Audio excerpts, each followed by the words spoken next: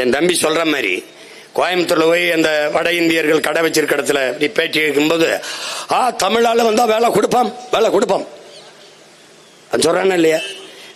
சேலத்துல மளிகை கடை தேநீர் கடை வச்சிருக்கேன், முழுக்க ராஜஸ்தானி.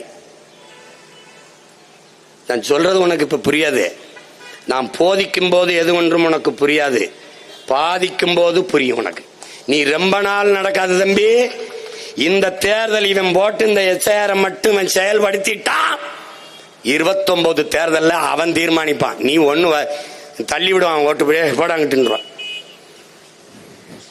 இது இந்தி பேசுற இன்னொரு மாநிலமாகும்.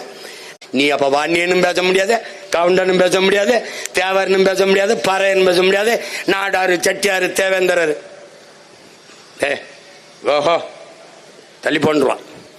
ஐயா எடப்பாடி அது தெரியாம அவரு ஏன் பதறுகிறீர்கள் அப்படின்றாப்ல. உங்களுக்கும் சேர்த்தாயா பதறிட்டு இருக்கமியா ஐயா?